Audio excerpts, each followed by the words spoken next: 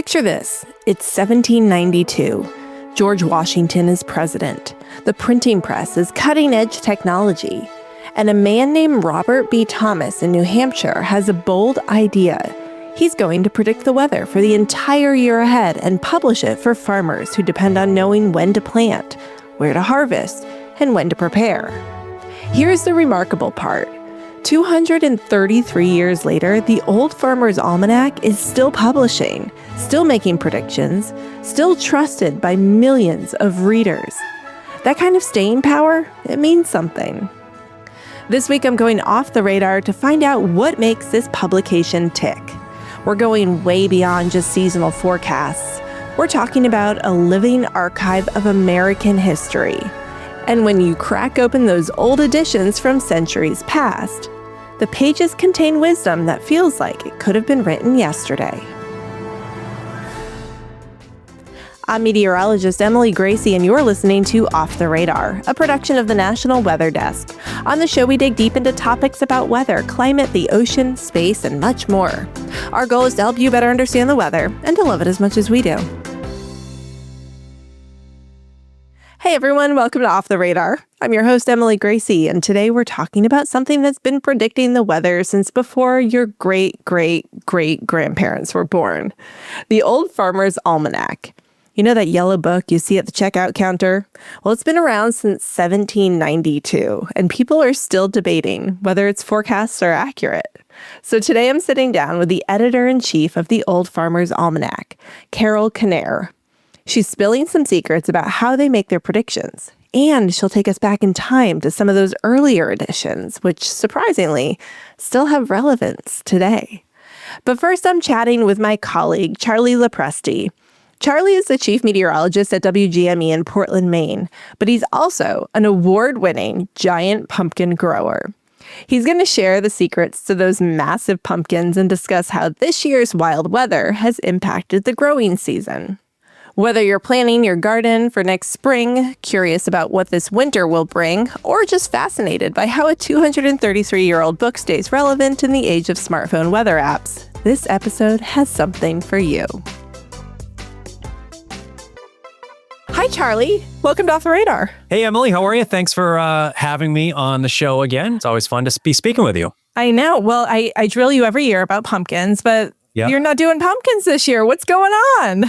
We took the year off. We decided to do something a little different. We reached our goal last year. We grew 2 big pumpkins, both over 2,000 pounds. And we had sort of that magical season. So we said it's time to take a year off, maybe become semi-retired in the pumpkin growing community and focus on other things. Yeah, it's hard to top that. Okay, but I'm still going to pick your brain about growing season because this week's episode of Off the Radar is all about the upcoming season. And I actually interviewed the editor-in-chief from the Old Farmer's Almanac. So first thing I want to hear from you, because I've definitely heard some differing opinions from meteorologists on the Old Farmer's Almanac. This is kind of like a New England staple too. So I'm curious what your thoughts are. You know, some people like really get angry at it, but like some really enjoy it. I'm in the group that definitely enjoys it. For one thing, our viewers love it, Emily. So it really is it's a wonderful resource for them. A lot of folks that love gardening. There's a lot of different great gardening stories, moon cycles, a lot of great recipes. And of course, there's the weather aspect to it. And it's kind of fun, right? I mean, you can look at specific days. Yeah, maybe it's going to snow on, February. Odds are it is going to snow somewhere around President's Day though. So if it does we do get a blizzard around then, it's, it might not be the Farmer's Almanac hitting it perfectly. But I enjoy it. And the Farmer's Almanac's a lot of fun. And if nothing else, it helps people appreciate weather and appreciate gardening. I agree. And it's fun to have a physical book sometimes, too, you can thumb through. So it has a little hole in it. You can hang it up. Yes. Yeah, you're right. The little hole.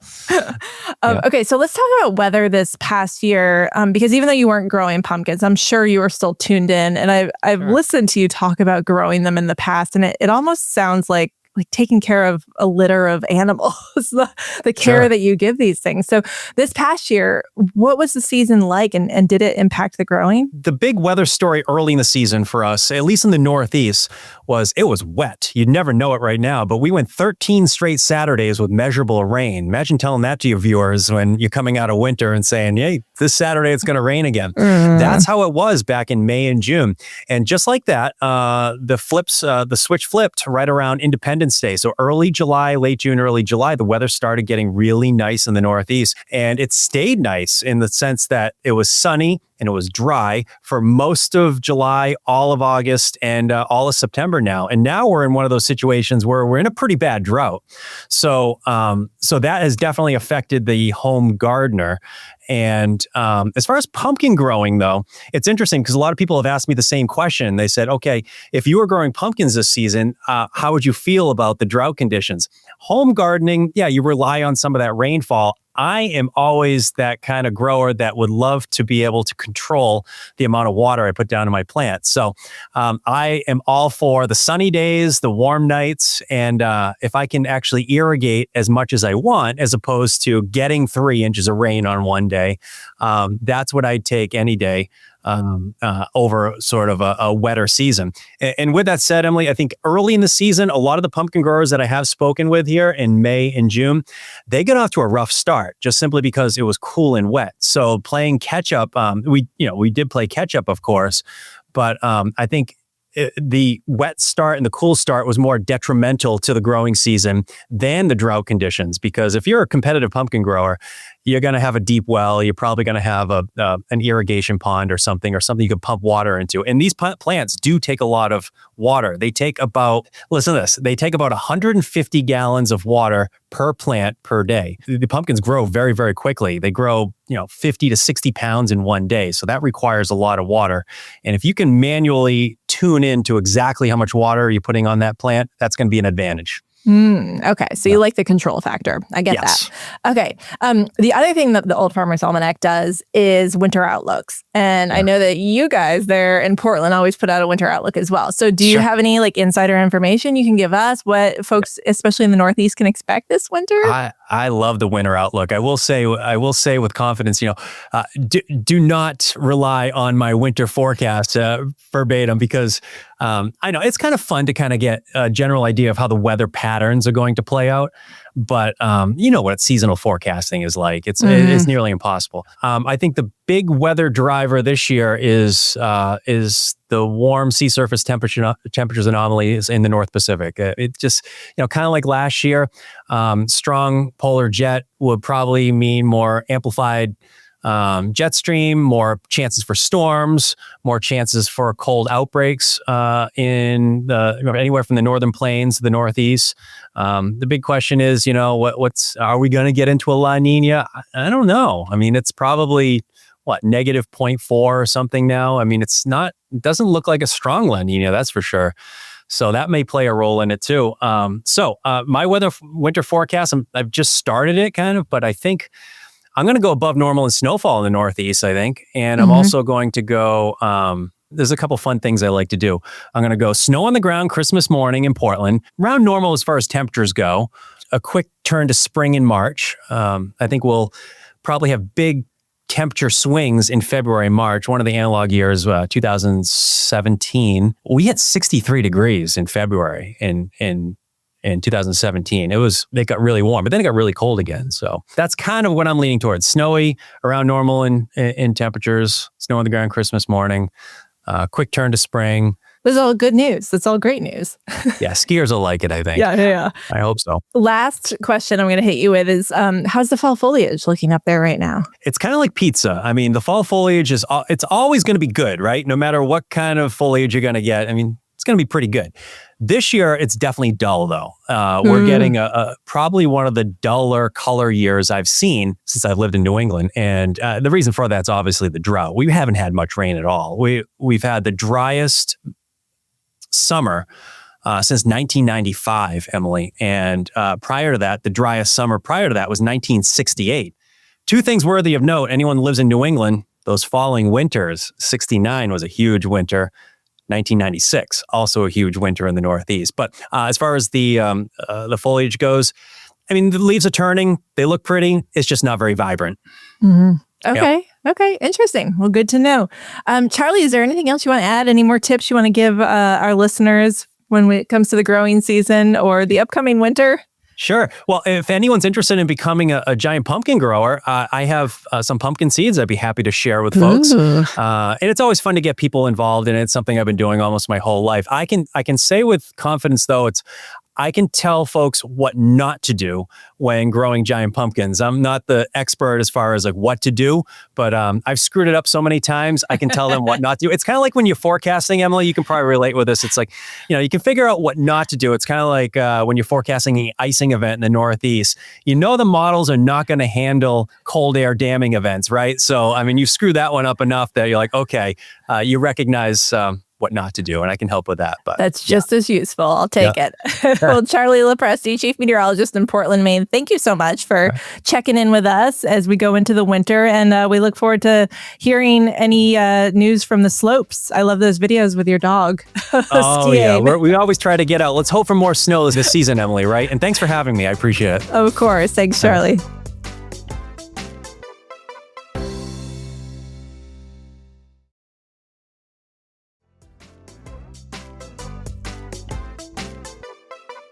Old Farmer's Almanac. We're so thrilled to have you on. It's hard to believe we're talking about 2026 already, but here we are getting close to the end of the year. So it's time to start talking about next year.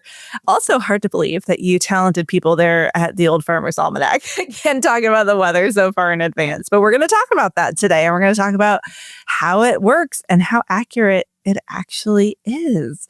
So you've done a podcast with me before, but for those who didn't hear it, can you give me a little brief background on the Old Farmer's Almanac? And, there's some disparities here. People get it confused with just the Farmer's Almanac. So give me a brief history. Well, I mean, our history isn't brief. I guess that's one thing. It's from 1792. So it's year 234.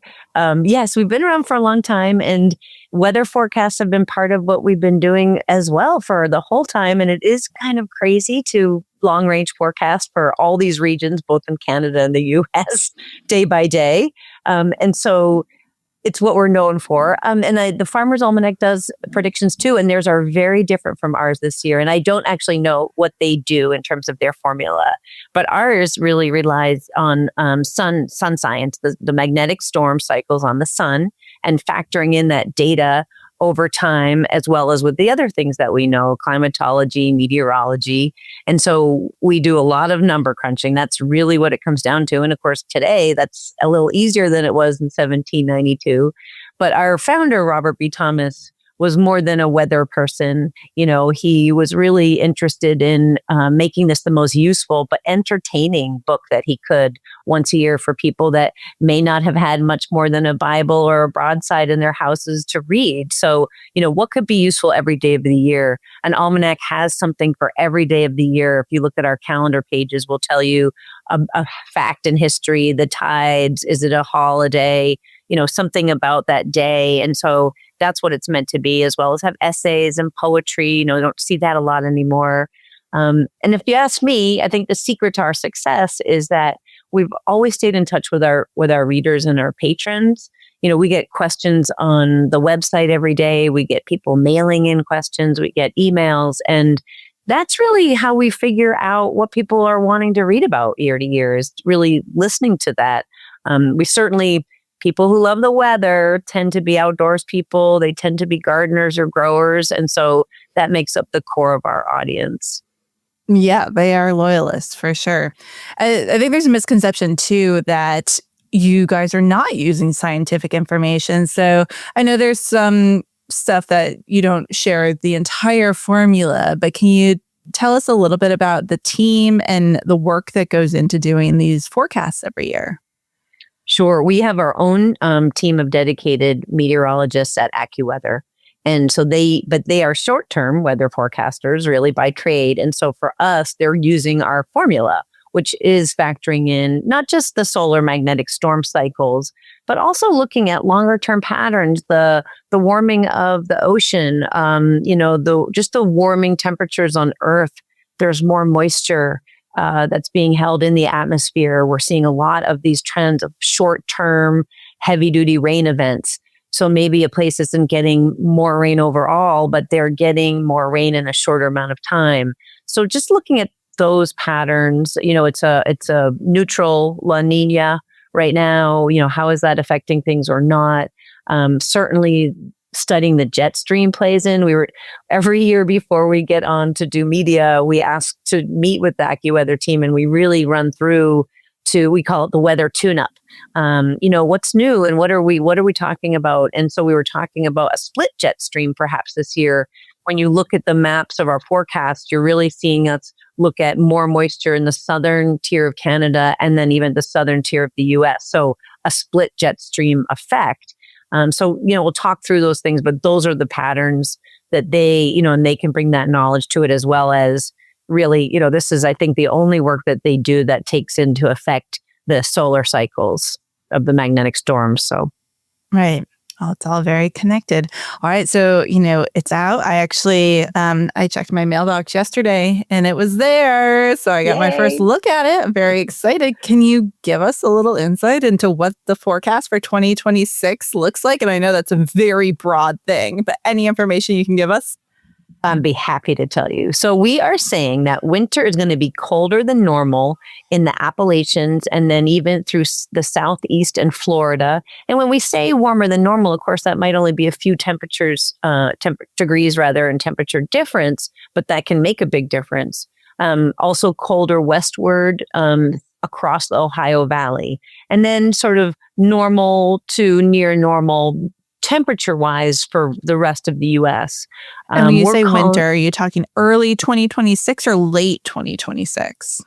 We are really talking about December, January, and February, because what we have found is that November and March have been warmer overall for most of the U.S. And so when we think about winter, that's one of the things we were talking about with the team, is they're saying, no more is there this aberration of a super cold winter that's lasting month after month.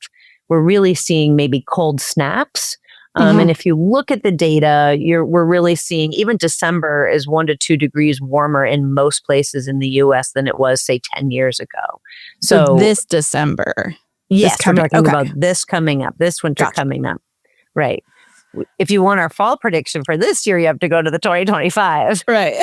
Yeah. But yes, we're calling for this winter, saying colder than normal in those places. Again, this Appalachia, Appalachian Mountain Range, Southeast, but even Florida, we're calling for that to be actually wet and cold this winter, colder than normal for Florida.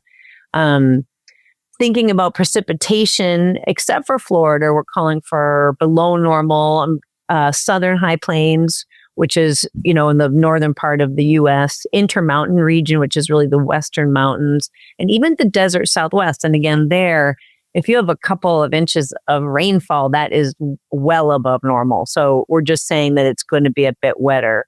People who like snow, we're saying above normal for the Carolinas, which actually last year we saw some snow all the way down into Alabama. Oh my goodness. In Charleston, we did. It was wild. Yes. And we predicted it to go that far south. Again, that's the product of the jet stream being wavier, slower, and then the polar vortex can send these cold shots even deep into the south. So that's we're going to see that, we think, again. Also snowy eastern Ohio Valley, so to the east part of that section of the country, southern Rockies, and even the eastern desert Southwest, we're calling for that. And then everywhere else, probably typical snowfall. So, which again, with the warmer temperatures we're seeing almost everywhere throughout the winter, that means, it can also be rain and ice. So that's something that I think a lot more areas are dealing with habitually than typical big snowstorms. I noticed, we talked about this last year, the famous hole here, and you were talking about how costly it is, but it's still here. So you haven't gotten rid of it yet. Is there talk of let's save some money in future years and not do this? Or is it just like a staple now? We're never going to get rid of that. Yes. Never going to get rid of that. I know. It's great. It hangs on a nail, hangs on a hook, hangs wherever you want it to hang. It's awesome. It does. Yes, it is. We awesome. do though. We do so many editions. Like that's the one edition, our trade edition that has the whole. But last year, for the first time in I don't know, I think it was 25 years, we did a large print edition, which is I don't know if I have one on the. Is it that giant thing behind you? Not that big. That would be awesome. But we have one that's, tabloid, I guess, size almost. And, we just did that print on demand mostly. And we sold about 40,000 copies, which really big demand for that. And so we were happy to do that. And honestly, we love that as editors, especially when we're talking to people. It's very easy to read. We do, of course, an e-edition, which my favorite thing about that is that it's full color for some of the things that are only in black and white in print. So it's really pretty if you have a Kindle or something like that. We do a hardcover. We have about 100,000 people that subscribe to a hardcover version every year. And then we do a bookstore version, which doesn't have the hull, but it's a little bit brighter paper, a little bit bigger print. So plenty. And then a Canadian edition. Do you have like an audio version or a Braille version for seeing impaired? I really want that. And I've been lobbying for that. So I'm going to say there's clamoring. Emily's clamoring for that. Yeah. Okay. Cool. Agreed. Maybe next year we'll be talking about it and it'll be new. What I love too is like the whole Old Farmer's Almanac reminds me almost of my podcast, because I intro the podcast with, we cover weather, space, the ocean, climate, much more. And that's what you guys do too. There's all these articles about all these things, but weather is entwined with all of them. Totally. And I was looking at some of the articles that you have for this year, and I don't want to give too much away, but one of them was baseball related, which I found very interesting. So you kind of are looking at history and historical home runs. I've done a podcast on this as well. Is weather involved in that article? Well, it is, because it was the summer of 1941. It was Joe DiMaggio and Ted Williams. And there was a heat wave. It was also before the war. And so there was a lot of fear striking people. And so like America really just rallied around these two amazing heroes who had very similar backgrounds, which I didn't realize till I read the story. But then they had really different approaches to how they played baseball. But it's the summer weather, right? It's baseball weather. And we do talk about that there was a rainstorm before the game. And I remember if it was Ted or Joe, but it was when the streak ended. And it was because they thought there was just like a very muddy outfield. There was like a ball on the foul line, and something about the weather changed the route of that trajectory and ended it. And so there is weather in that story, believe it or not. Yeah. I believe it for sure. The other article that kind of caught my eye was something I had never heard of called a pingo. What is a pingo? I worked on that one. Oh, I love this story. I'm so glad you asked. So I became fascinated with pingos, which are weather related in terms of what they are. So essentially, they're we call them the shape-shifting ice hills, and they're found in the Arctic. They're found in the U.S., but we do a story on the Canadian one. They have a park basically of the biggest concentration of pingos in North America. And so, yeah, if you imagine like a big pimple or a frost heave on the earth, they can be up to 1,000 feet high. Sometimes they'll have a crater or a lake on top. They're formed in a couple different ways, but they're a sign of what was once water or a river underneath them. And the land just kind of rises up because of permafrost, actually the release of permafrost. So they're kind of beautiful. They're like these mini mountains with flat tops. But the scientists study them, the person that we talked to, because of climate change. They're looking for the changes. What are they doing? How are they reacting? They're kind of fascinating in terms of the flora and fauna that are around them. So, because they provide water on top at times and otherwise maybe a tundra area, or like I said, they were a sign of where water was. So they have a whole different kind of ecosystem than where they are located in the Arctic. But they're fascinating and definitely worth reading about. When you flip through it, I'm like, this is dinner conversation. Like, these are things you bring up at the dinner table. We need this for Thanksgiving, right? Because there's so much like anger at the Yeah, Thanksgiving dinner apolitical. table. We're very apolitical. Yes, I know. But let's talk about the tides. Nobody's going to argue about that. Or let me read your astrology.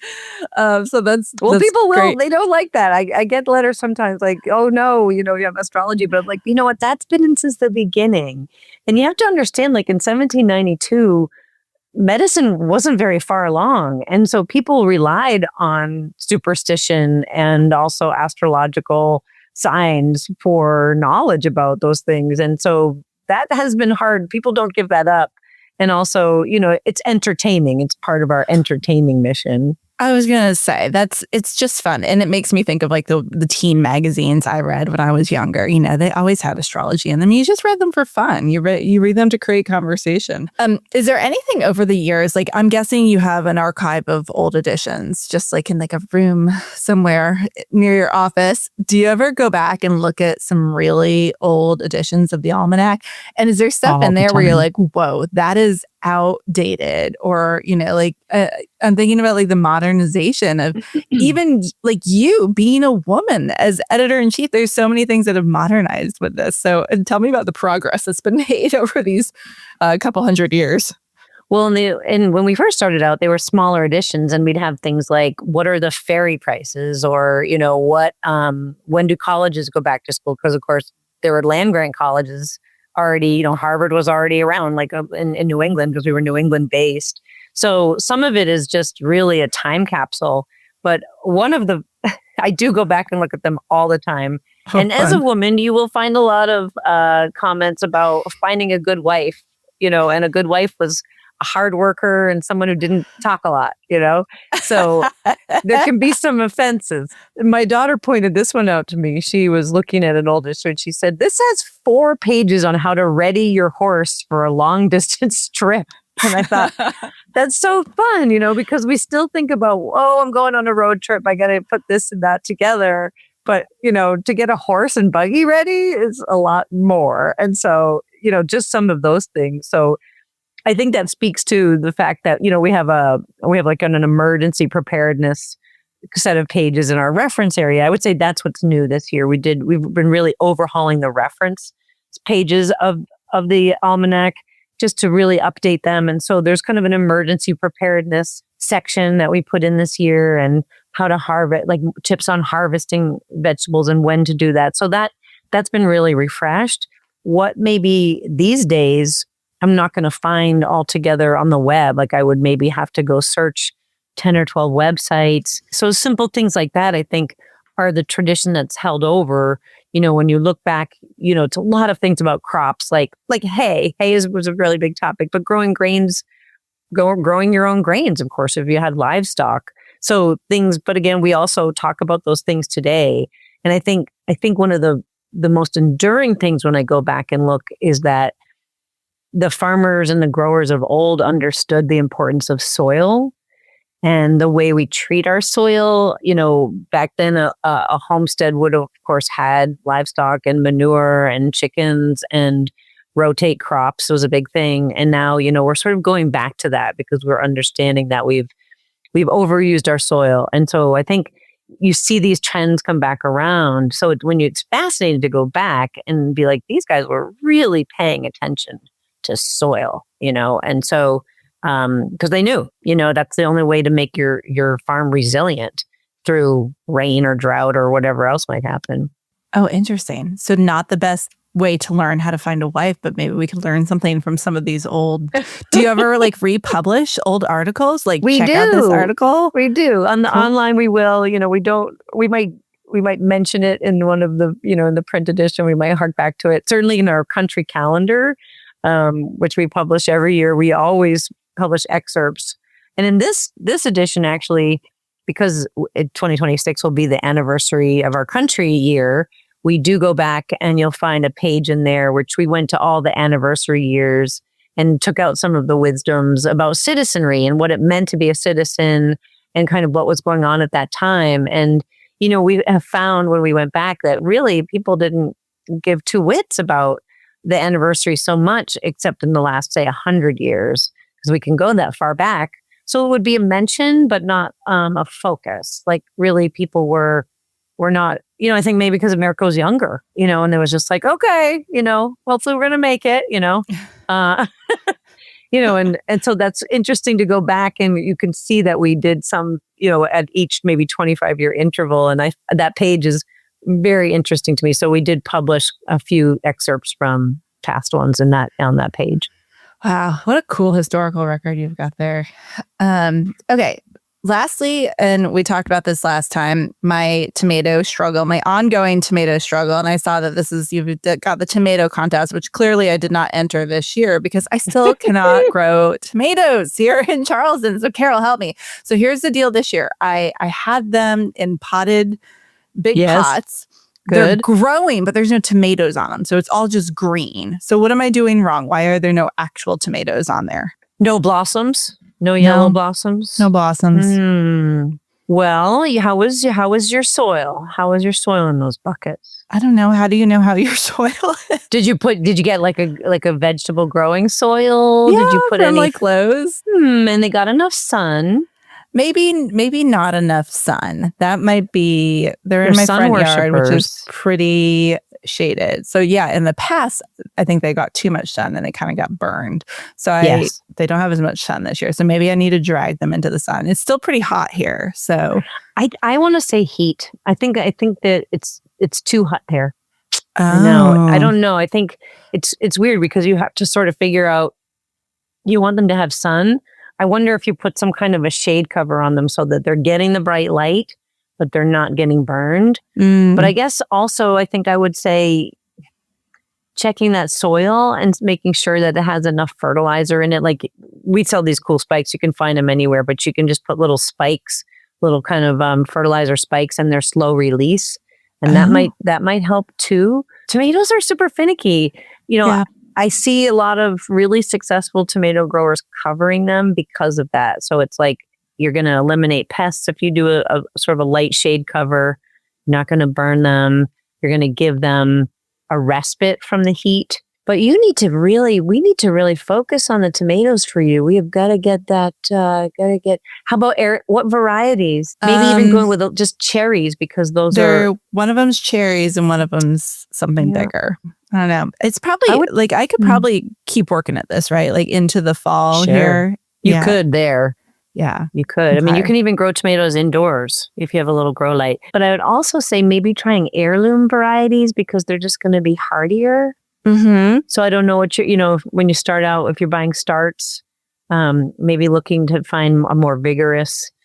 And also, the dirty little secret about Home Depot is that they trial. I don't know about Lowe's, but Home Depot will really only sell things that they think that you're going to succeed with. Like they have a massive trialing. They do not put anything out there that is not like super successful. Yeah. So their gardening is their biggest.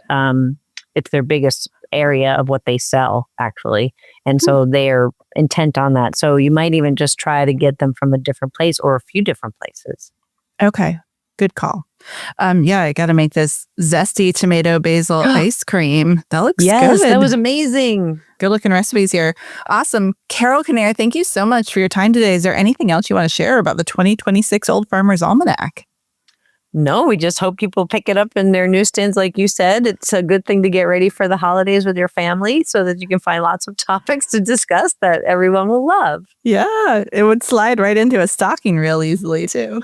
Totally. I will say one thing just on the AI is that we've been developing a lot more tools because they're sort of AI proof on websites, and we lose traffic like everybody else. So if you want to check it out, you go to almanac.com. I think it's tools or toolbox, and it's really all kinds of things like how much soil do I need for my tomato container plants? How do I figure out how much mulch I need? How do I figure out the day of the week I was born on? So there's calculators of all kinds, and we've been developing even more, and they're really fun.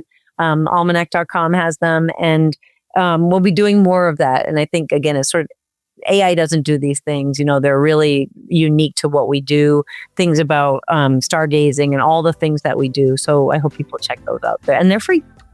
Awesome. Yeah, great resources there.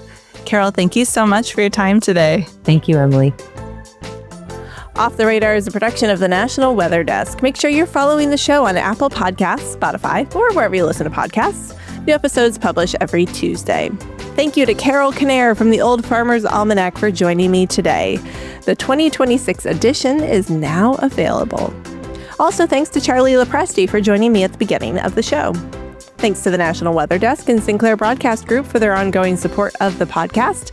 And as always, to my associate producer, Brian Petras, for his help with today's episode. I'm meteorologist Emily Gracie. Make it a great day.